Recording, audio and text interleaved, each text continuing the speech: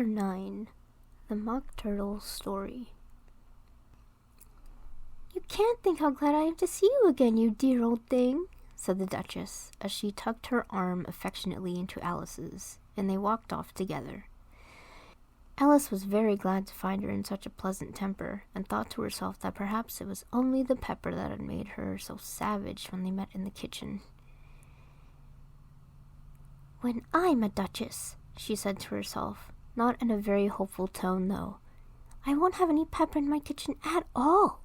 Soup does very well without.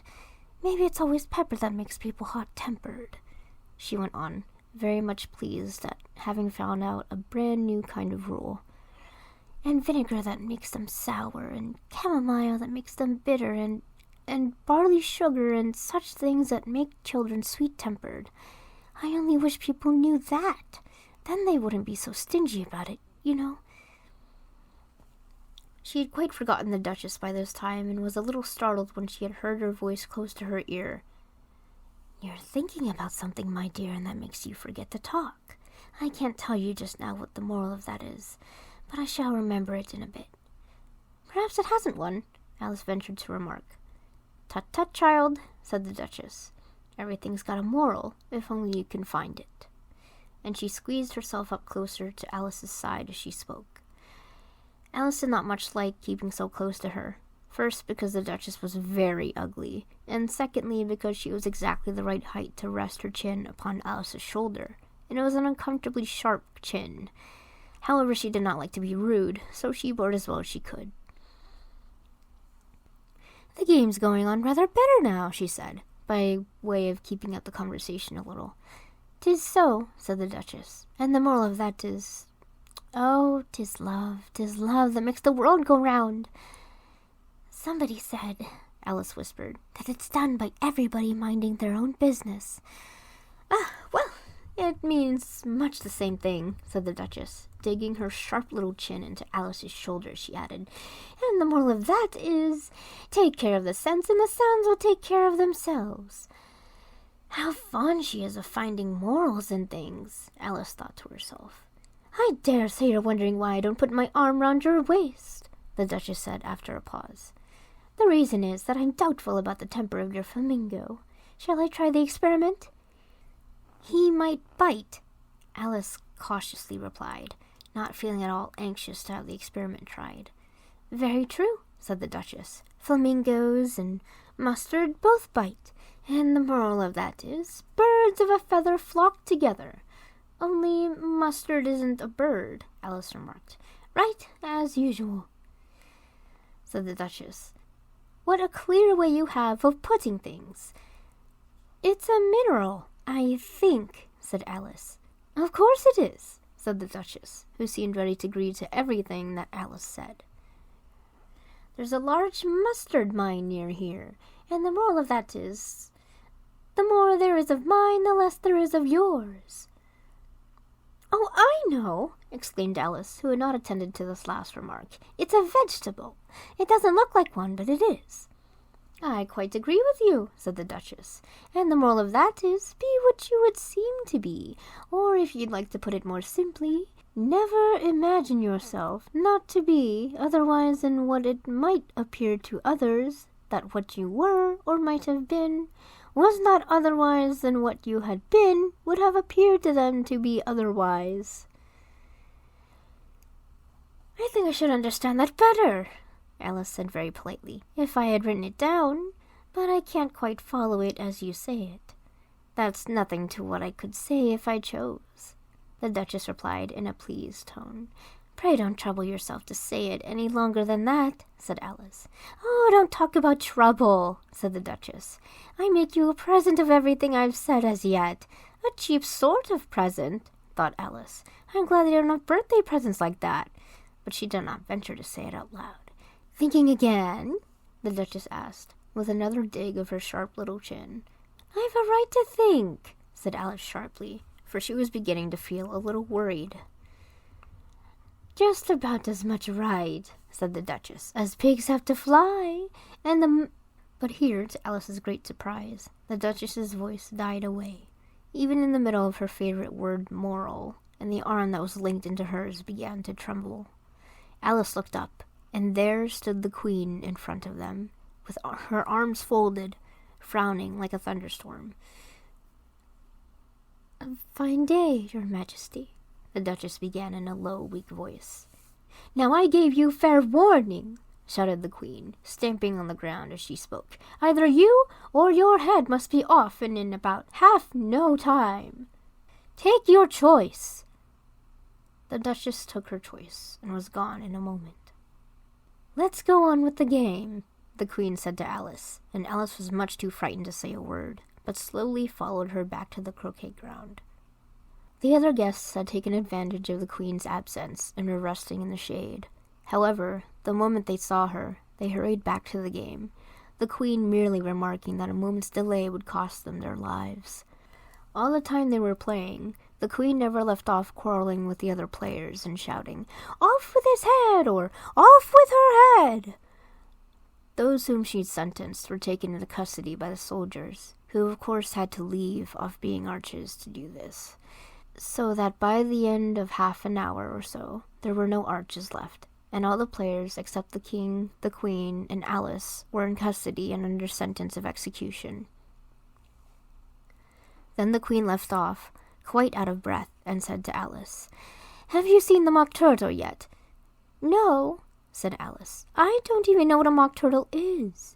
"It's the thing Mock Turtle soup is made from," said the Queen. "I never saw one or heard of one," said Alice. "Come on, then," said the Queen, "and he shall tell you his history." As they walked off together, Alice heard the King say in a low voice, to the company generally, "You are all pardoned." "Come, that's a good thing," she said to herself, for she had felt quite unhappy at the number of executions the Queen had ordered. They very soon came upon a griffin, lying fast asleep in the sun.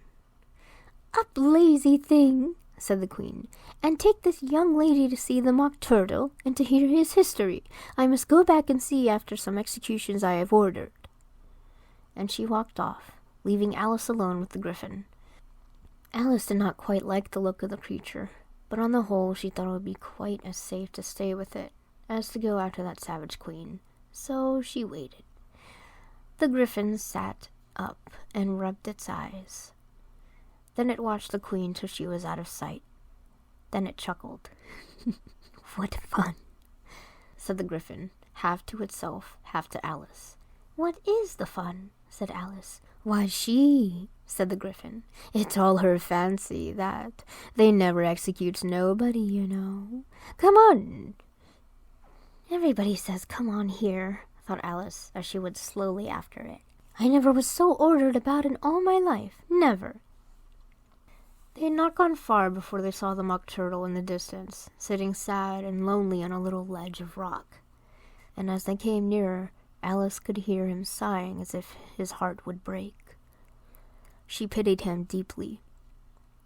"What is his sorrow?" she asked the griffin, and the griffin answered, very nearly in the same words as before. "It's all his fancy, that. He hasn't got no sorrow, you know. Come on." So they went up to the Mock Turtle, who looked at them with large eyes full of tears, but said nothing. "This here young lady," said the griffin, "she wants for to know your history, she do." "I'll tell it her," said the Mock Turtle in a deep, hollow tone. "Sit down, both of you, and don't speak a word till I've finished." So they sat down, and nobody spoke for some minutes. Alice thought to herself, "I don't see how he can ever finish if he doesn't begin," but she waited patiently. "Once," said the Mock Turtle at last, with a deep sigh, "I was a real turtle." These words were followed by a very long silence, broken only by an occasional exclamation of from the griffin, and the constant, heavy sobbing of the Mock Turtle. Alice was very nearly getting up and saying, "Thank you, sir, for your interesting story," but she could not help thinking there must be more to come, so she sat still and said nothing. "When we were little," the Mock Turtle went on at last, more calmly, though still sobbing a little now and then, We went to school in the sea. The master was an old turtle. We used to call him Tortoise." "Why did you call him Tortoise if he wasn't one?" Alice asked. "We called him Tortoise because he taught us," said the Mock Turtle angrily. "Really, you are very dull." "You ought to be ashamed of yourself for asking such a simple question," added the Gryphon. And then they both sat silent and looked at poor Alice, who felt ready to sink into the earth. At last the Gryphon said to the Mock Turtle, "Drive on, old fellow, don't be all day about it." And he went on in these words: "Yes, we went to school in the sea, though you mayn't believe it." "I never said I didn't," interrupted Alice. "You did," said the Mock Turtle. "Hold your tongue," added the Gryphon, before Alice could speak again. The Mock Turtle went on. "We had the best of educations. In fact, we went to school every day." "I've been to a day school too," said Alice. "You needn't be so proud as all that." "With extras?" asked the Mock Turtle, a little anxiously. "Yes," said Alice. "We learned French and music." "And washing?" said the Mock Turtle. "Certainly not," said Alice indignantly. "Ah, then yours wasn't a really good school," said the Mock Turtle in a tone of great relief. "Now at ours, they had at the end of the bill French, music, and washing extra." "You couldn't have wanted it much," said Alice, "living at the bottom of the sea." "I couldn't afford to learn it," said the Mock Turtle with a sigh. "I only took the regular course." "What was that?" inquired Alice. "Reeling and writhing, of course, to begin with," the Mock Turtle replied. "And then the different branches of arithmetic: ambition, distraction, uglification, and derision." "I never heard of uglification," Alice ventured to say. "What is it?" The Gryphon lifted both its paws up in surprise. "What? Never heard of uglifying?" it exclaimed. "You know what to beautify is, I suppose?" "Yes," Alice said doubtfully. "It means to make anything prettier." "Well then," the Gryphon went on, "if you don't know what to uglify is, you are a simpleton." Alice did not feel encouraged to ask any more questions about it, so she turned to the Mock Turtle and said, "What else had you to learn?" "Well, there was mystery," the Mock Turtle replied, counting off the subjects on his flappers. "Mystery, ancient and modern, with seaography, then drawling." The drawling master was an old conger eel that used to come once a week. He taught us drawling, stretching, and fainting in coils. "What was that like?" said Alice. "Well, I can't show it to you myself," the Mock Turtle said. "I'm too stiff, and the Gryphon never learnt it." "Hadn't time," said the Gryphon. "I went to the classics master, though. He was an old crab, he was." "I never went to him," the Mock Turtle said with a sigh. "He taught laughing and grief, they used to say." "So he did, so he did," said the Gryphon, sighing in his turn, and both creatures hid their faces in their paws. "And how many hours a day did you do lessons?" said Alice, in a hurry to change the subject. 10 hours the first day," said the Mock Turtle. 9 the next, and so on. "What a curious plan!" exclaimed Alice. "That's the reason they're called lessons," the Gryphon remarked, "because they lessen from day to day." This was quite a new idea to Alice, and she thought it over a little before she made her next remark. "Then the 11th day must have been a holiday?" "Of course it was," said the Mock Turtle. "And how did you manage on the 12th?" Alice went on eagerly. "That's enough about lessons," the Gryphon interrupted in a very decided tone. "Tell her something about the games now." Chapter 10. The Lobster Quadrille. The Mock Turtle sighed deeply and drew the back of one flapper across its eyes. He looked at Alice and tried to speak, but for a minute or two, sobs choked his voice. Same as if he had a bone in his throat, said the Gryphon, and it set to work shaking him and punching him in the back. At last the Mock Turtle recovered his voice, and with tears running down his cheeks, he went on again. You may not have lived much under the sea. I haven't, said Alice. And perhaps you were never even introduced to a lobster. Alice began to say, I once tasted, but checked herself hastily and said, No, never. So you can have no idea what a delightful thing a lobster quadrille is. No, indeed, said Alice. What sort of a dance is it? Why, said the Gryphon, you first form into a line along the seashore. 2 lines, cried the Mock Turtle. Seals, turtles, salmon, and so on. Then, when you've cleared all the jellyfish out of the way, that generally takes some time, interrupted the Gryphon. You advance twice, each with a lobster as a partner, cried the Gryphon. Of course, the Mock Turtle said. Advance twice.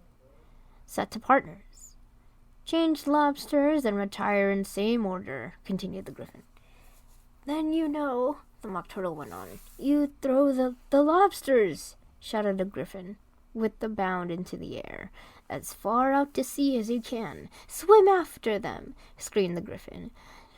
Turn a somersault in the sea, cried the Mock Turtle, capering wildly about. Change lobsters again, yelled the Gryphon at the top of its voice. Back to land again, and that's all the first figure, said the Mock Turtle, suddenly dropping his voice, and the 2 creatures who had been jumping about like mad things all this time sat down again very sadly and quietly and looked at Alice. It must be a very pretty dance, said Alice timidly. Would you like to see a little of it? Said the Mock Turtle. Very much indeed, said Alice. Come, let's try the first figure, said the Mock Turtle to the Gryphon. We can do without lobsters, you know. Which shall sing? Oh, you sing, said the Gryphon. I've forgotten the words. So they began solemnly dancing round and round Alice, every now and then treading on her toes when they passed too close, and waving their forepaws to mark the time, while the Mock Turtle sang this very slowly and sadly. Will you walk a little faster, said a whiting to a snail. There's a porpoise close behind us, and he's treading on my tail. See how eagerly the lobsters and turtles all advance. They are waiting on the shingle. Will you come and join the dance? Will you, won't you? Will you, won't you? Will you join the dance? Will you, won't you? Will you, won't you? Won't you join the dance? You can really have no notion how delightful it will be when they take us up and throw us with the lobsters out to sea. But the snail replied, too far, and gave a look askance. Said he thanked the whiting kindly, but he would not join the dance. Would not, could not, would not, could not, would not join the dance.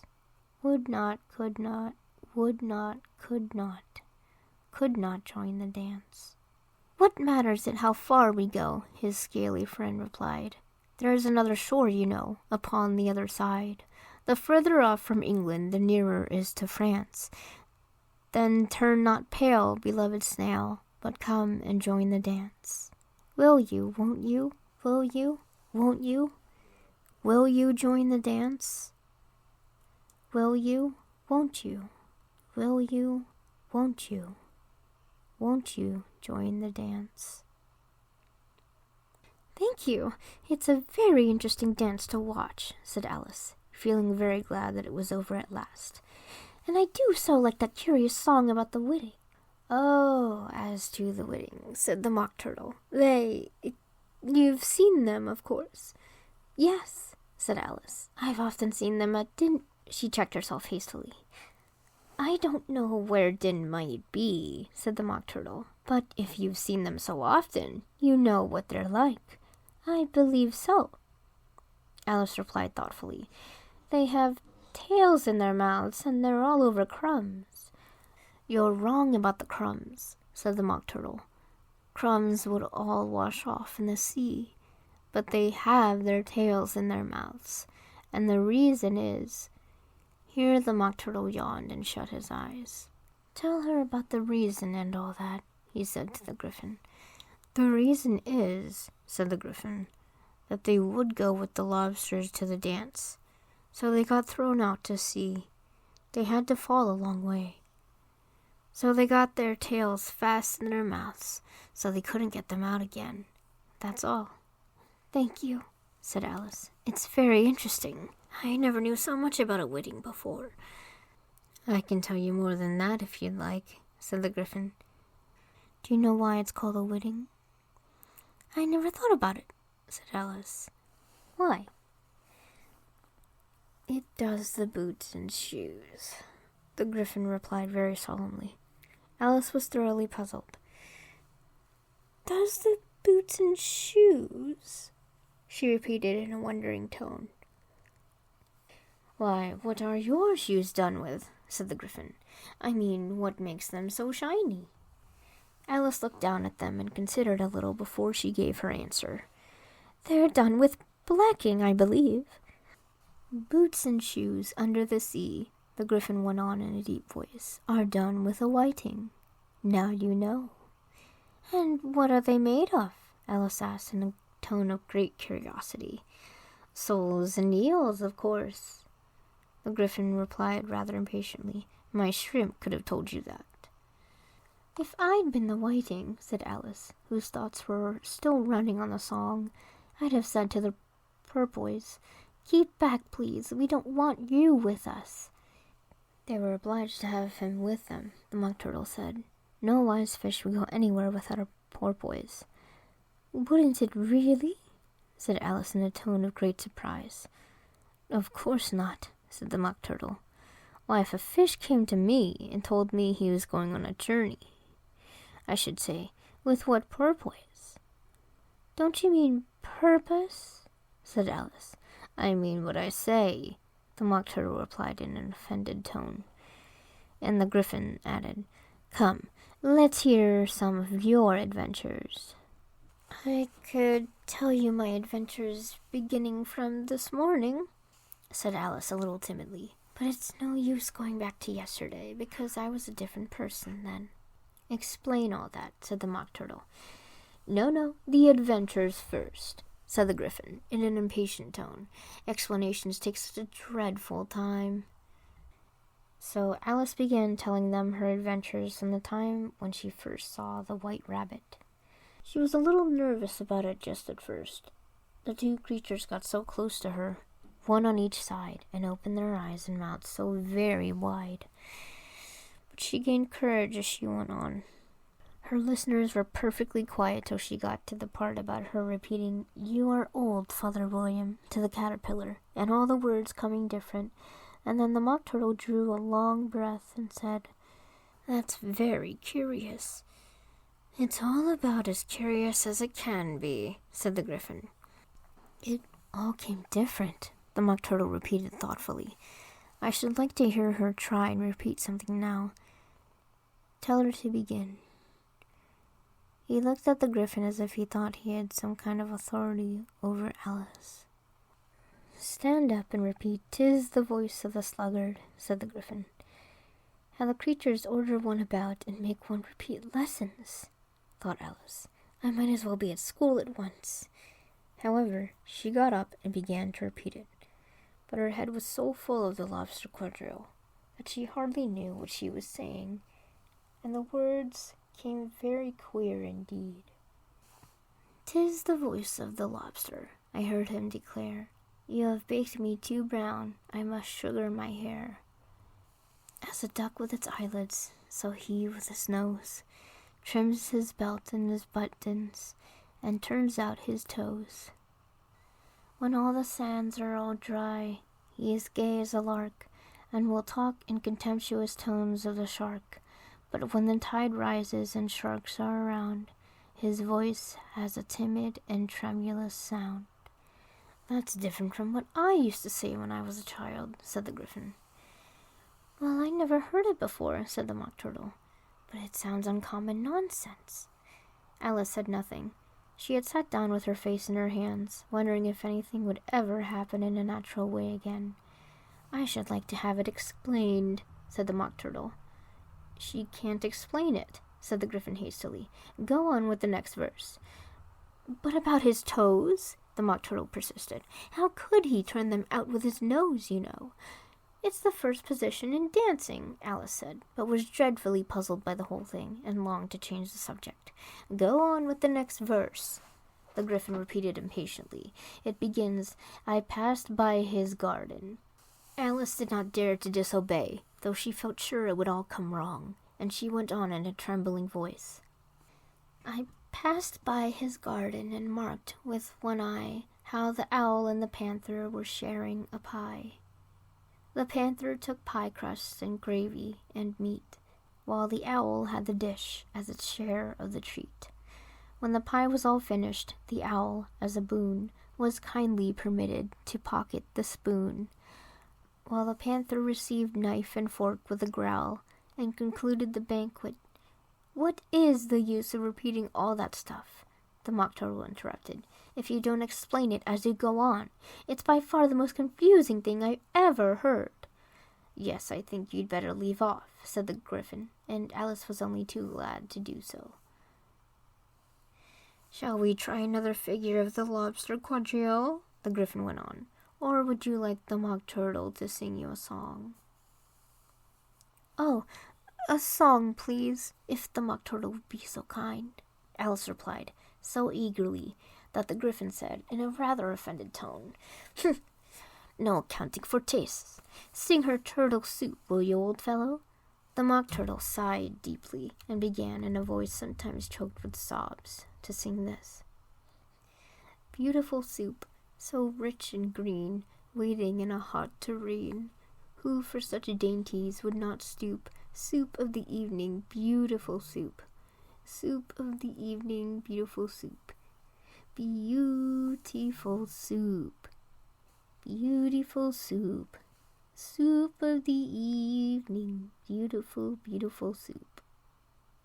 Beautiful soup, who cares for fish, game, or any other dish, who would not give all else for two pennyworth only of beautiful soup. Pennyworth only of beautiful soup. Beautiful soup, beautiful soup.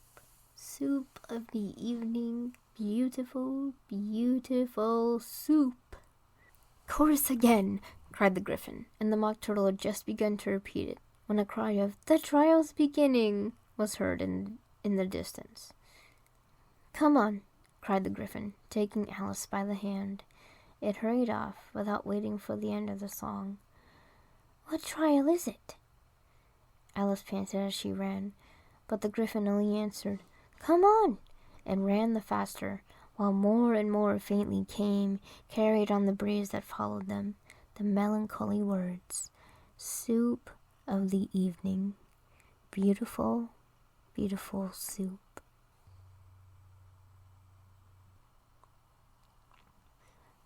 Chapter 11. Who Stole the Tarts? The King and Queen of Hearts were seated on their throne when they arrived, with a great crowd assembled about them, all sorts of little birds and beasts, as well as the whole pack of cards. The knave was standing before them, in chains, with a soldier on each side to guard him. And near the king was the White Rabbit, with a trumpet in one hand, and a scroll of parchment in the other. In the very middle of the court was a table, with a large dish of tarts upon it. They looked so good that it made Alice quite hungry to look at them.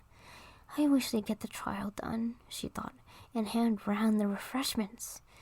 But there seemed to be no chance of this, so she began looking at everything about her, to pass the time. Alice had never been in a court of justice before, but she had read about them in books, and she was quite pleased to find that she knew the name of nearly everything there. "That's the judge," she said to herself, "because of his great wig."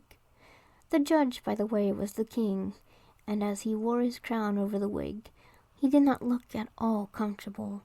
It was certainly not becoming. "And that's the jury box," thought Alice. "And those 12 creatures. I suppose they are the jurors." She said this last word 2 or 3 times over to herself, being rather proud of it, for she thought, and rightly too, that very few little girls of her age knew the meaning of it at all. However, jurymen would have done just as well. The 12 jurors were all writing very busily on slates. "What are they doing?" Alice whispered to the griffin. "They can't have done anything to put down yet before the trial's begun." "They're putting down their names," the griffin whispered in reply, "for fear that they should forget them before the end of the trial." "Stupid things," Alice began in a loud, indignant voice. But she stopped hastily, for the White Rabbit cried out, "Silence in the court!" And the king put on his spectacles and looked anxiously round to make out who was talking. Alice could see, as well as if she were looking over their shoulders, that all the jurors were writing down stupid things on their slates, and she could even make out that one of them didn't know how to spell stupid, and that he had to ask his neighbor to tell him. "A nice muddle their slates will be in before the trial's over," thought Alice. One of the jurors had a pencil that squeaked. This, of course, Alice could not stand, and she went round the court and got behind him, and very soon found an opportunity of taking it away. She did it so quickly that the poor little juror, it was Bill, the lizard, could not make out at all what had become of it. So, after hunting all about for it, he was obliged to write with one finger for the rest of the day, and this was of very little use, as it left no mark on the slate. "Herald, read the accusation," said the king. On this, the White Rabbit blew 3 blasts on the trumpet, and then unrolled the parchment scroll, and read as follows. "The Queen of Hearts, she made some tarts, all on a summer day. The Knave of Hearts, he stole those tarts, and took them quite away." "Consider your verdict," the king said to the jury. "Not yet, not yet," the rabbit hastily interrupted. "There's a great deal to come before that." "Call your first witness," said the king. And the White Rabbit blew 3 blasts on the trumpet and called out, "First witness!" The first witness was the Hatter. He came in with a teacup in one hand and a piece of bread and butter in the other. "I beg pardon, your majesty," he began, "for bringing these in, but I hadn't quite finished my tea when I was sent for." "You ought to have finished," said the king. "When did you begin?" The Hatter looked at the March Hare, who had followed him into the court, arm in arm with the Dormouse.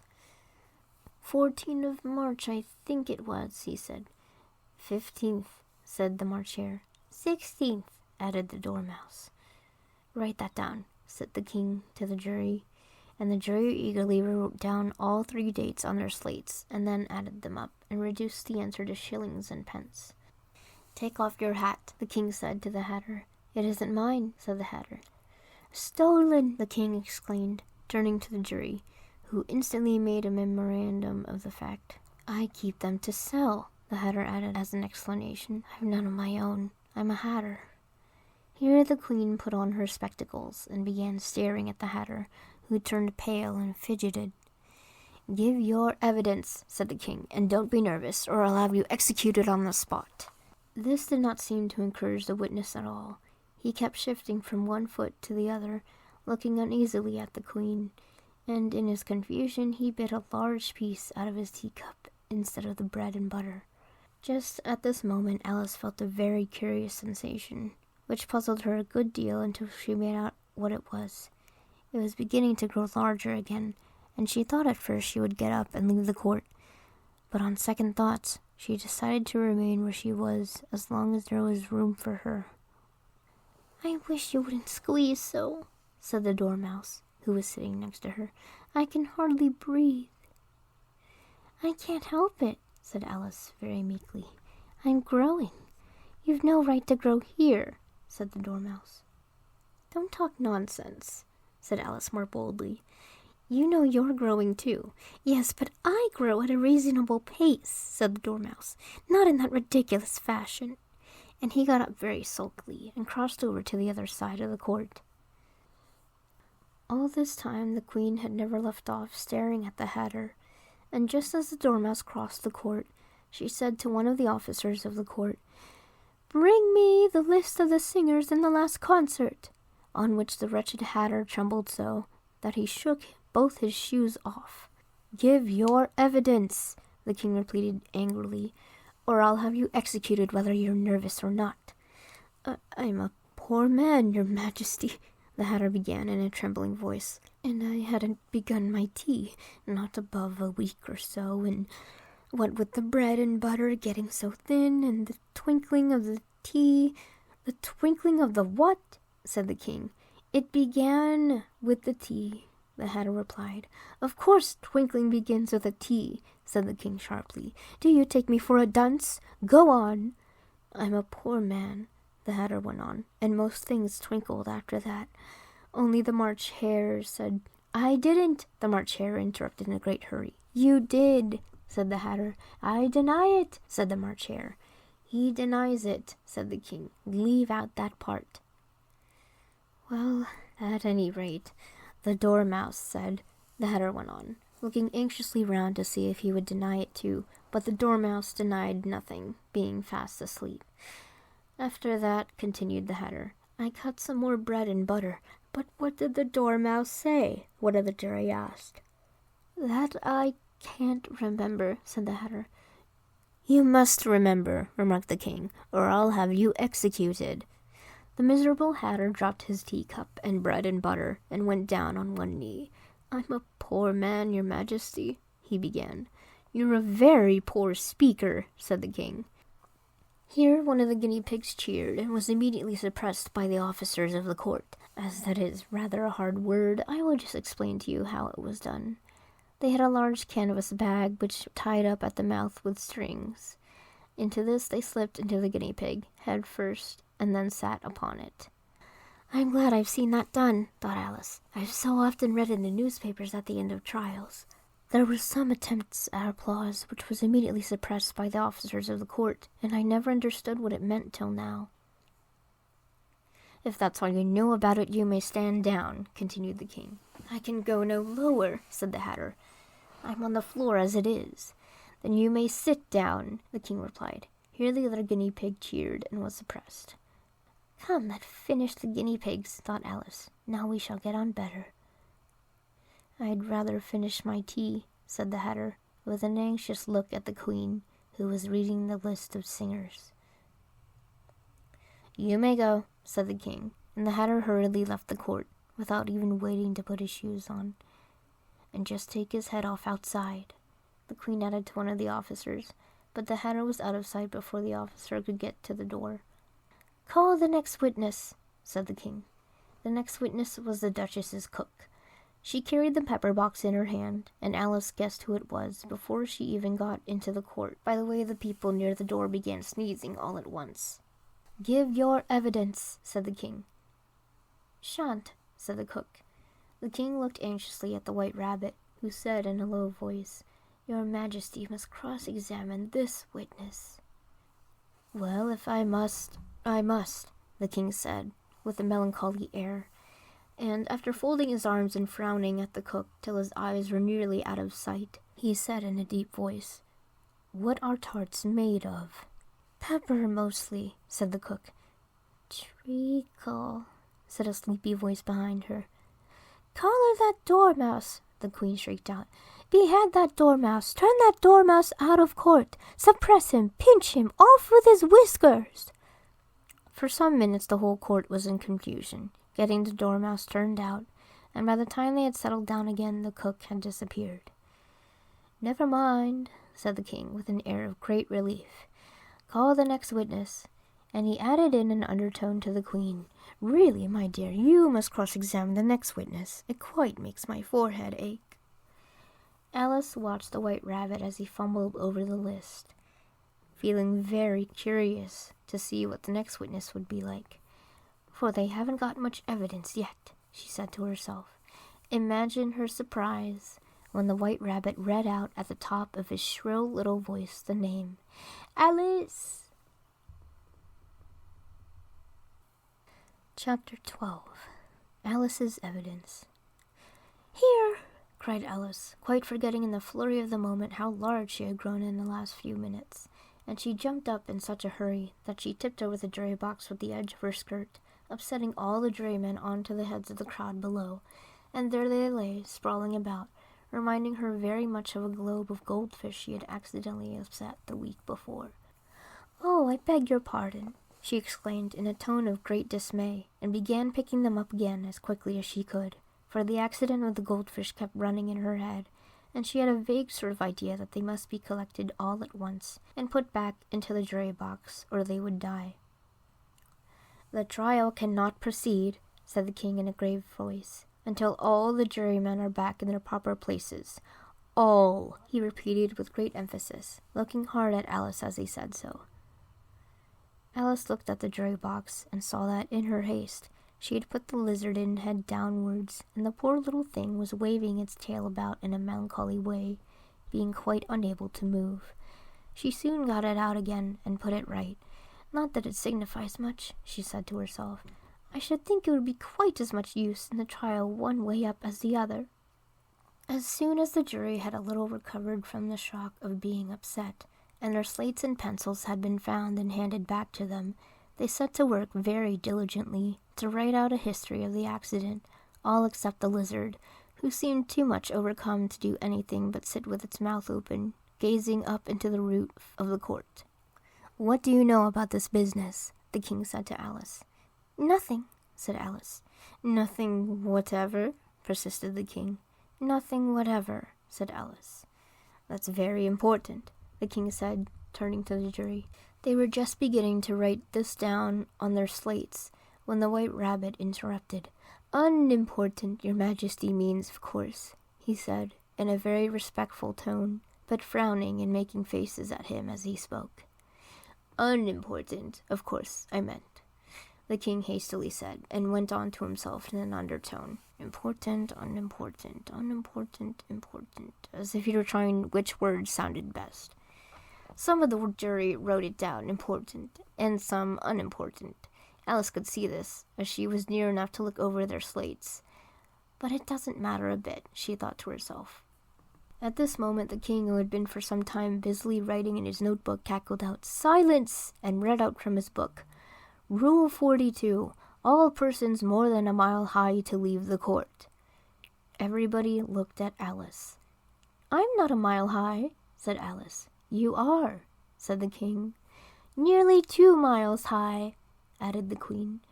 "Well, I shan't go at any rate," said Alice. "Besides, that's not a regular rule. You just invented it now." "It's the oldest rule in the book," said the king. "Then it ought to be number 1, said Alice. The king turned pale and shut his notebook hastily. "Consider your verdict," he said to the jury in a low, trembling voice. "There's more evidence to come up yet, please, your majesty," said the White Rabbit, jumping in a great hurry. "This paper has just been picked up." "What's in it?" said the queen. "I haven't opened it yet," said the White Rabbit, "but it seems to be a letter, written by the prisoner to somebody." "It must have been that," said the king, "unless it was written to nobody, which isn't usual, you know." "Who is it directed to?" said one of the jurymen. "It isn't directed at all," said the White Rabbit. "In fact, there's nothing written on the outside." He unfolded the paper as he spoke, and added, "It isn't a letter after all. It's a set of verses." "Are they in the prisoner's handwriting?" asked another of the jurymen. "No, they're not," said the White Rabbit, "and that's the queerest thing about it." The jury all looked puzzled. "He must have imitated somebody else's hand," said the king. The jury all brightened up again. "Please, your majesty," said the knave, "I didn't write it, and they can't prove I did. There's no name signed at the end." "If you didn't sign it," said the king, "that only makes the matter worse. You must have meant some mischief, or else you'd have signed your name like an honest man." There was a general clapping of hands at this. It was really the first clever thing the king had said that day. "That proves his guilt," said the queen. "It proves nothing of the sort," said Alice. "Why, you don't even know what they're about." "Read them," said the king. The White Rabbit put on his spectacles. "Where shall I begin, please, your majesty?" he asked. "Begin at the beginning," the king said gravely, "and go on till you come to the end. Then stop." These were the verses the White Rabbit read. "They told me you had been to her, and mentioned me to him. She gave me a good character, but said I could not swim. He sent them word I had not gone. We know it to be true. If she should push the matter on, what would become of you? I gave her one, they gave him 2. You gave us 3 or more. They all returned from him to you, though they were mine before. If I or she should chance to be involved in this affair, he trusts to you to set them free exactly as we were. My notion was that you had been, before she had this fit, an obstacle that came between him and ourselves and it. Don't let him know she liked them best, for this must ever be a secret kept from all the rest between yourself and me. That's the most important piece of evidence we've heard yet, said the king, rubbing his hands. So now let the jury, if any one of them can explain it, said Alice. She had grown so large in the last few minutes that she wasn't a bit afraid of interrupting him. I'll give him 6 pence. I don't believe there's an atom of meaning in it. The jury all wrote down on their slates, she doesn't believe there's an atom of meaning in it, but none of them attempted to explain the paper. If there's no meaning in it, said the king, that saves a world of trouble, you know, as we needn't try to find any. And yet, I don't know, he went on, spreading out the verses on his knee and looking at them with one eye. I seem to see some meaning in them after all. Said I could not swim. You can't swim, can you? He added, turning to the knave. The knave shook his head sadly. Do I look like it? He said, which he certainly did not, being made entirely of cardboard.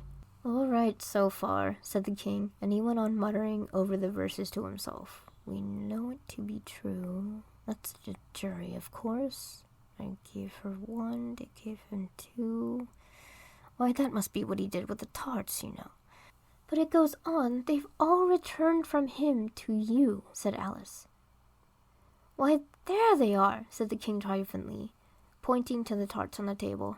Nothing can be clearer than that. Then again, before she had this fit, you'd never had fits, my dear, I think, he said to the queen. Never, said the queen furiously, throwing an inkstand at the lizard as she spoke. The unfortunate little Bill had left off writing on his slate with one finger, and he found it made no mark. But he now hastily began again, using the ink that was trickling down his face as long as it lasted.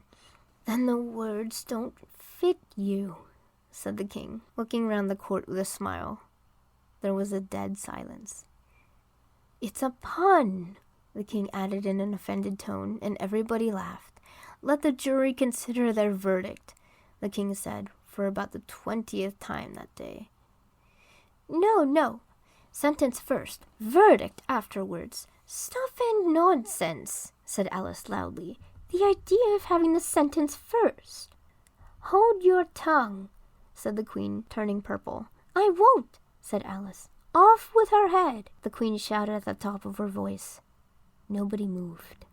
Who cares for you, said Alice. She had grown to her full size by this time. You're nothing but a pack of cards. At this, the whole pack rose up into the air and came flying down upon her. She gave a little scream, half of fright and half of anger, and tried to beat them off, and found herself lying on the bank, with her head in the lap of her sister, who was gently brushing away some dead leaves that had fluttered down from the trees upon her face. Wake up, Alice dear, said her sister. Why, what a long sleep you've had. Oh, I've had such a curious dream, said Alice, and she told her sister, as well as she could remember them, all these strange adventures of her that she had just been hearing about. And when she had finished, her sister kissed her and said, It was a curious dream, dear, certainly. But now run into your tea. It's getting late. So Alice got up and ran off, thinking while she ran, as well as she might, what a wonderful dream it had been. But her sister sat still, just as she left her, leaning her head on her hand, watching the setting sun, and thinking of little Alice and all her wonderful adventures, till she, too, began dreaming after a fashion, and this was her dream. First, she dreamed of little Alice herself, and once again the tiny hands that were clasped upon her knee, and the bright, eager eyes were looking up into hers. She could hear the very tones of her voice, and see that queer little toss of her head to keep back the wandering hair that would always get into her eyes. And still as she listened, or seemed to listen, the whole place around her became alive with the strange creatures of her little sister's dream. The long grass rustled at her feet as the white rabbit hurried by. The frightened mouse splashed his way through the neighboring pool. She could hear the rattle of the teacups as the March Hare and his friends shared their never-ending meal, and the shrill voice of the queen ordering off her unfortunate guests to execution. Once more the pig baby was sneezing on the Duchess's knee, while plates and dishes crashed around it. Once more the shriek of the griffin, the squeaking of the lizard slate pencil, and the choking of the suppressed guinea pigs filled the air, mixed up with the distant sobs of the miserable mock turtle. So she sat on, with closed eyes, and half believed herself in Wonderland, though she knew she had but to open them again, and all would change to dull reality. The grass would only be rustling in the wind, and the pool rippling to the waving of the reeds. The rattling teacups would change to tinkling sheep bells, and the queen's shrill cries to the voice of the shepherd boy, and the sneeze of the baby, the shriek of the griffin, and all the other queer noises would change, she knew, to the confused clamor of the busy farmyard, while the lowing of the cattle in the distance would take the place of the mock turtle's heavy sobs. Lastly, she pictured to herself how the same little sisters of hers would, in the after-time, be herself a grown woman, and how she would keep, through all her riper years, the simple and loving heart of her childhood, and how she would gather about her other little children, and make their eyes bright and eager with many a strange tale, perhaps even with the dream of Wonderland of long ago, and how she would feel with all their simple sorrows, and find a pleasure in all their simple joys, remembering her own child life and the happy summer days. The end.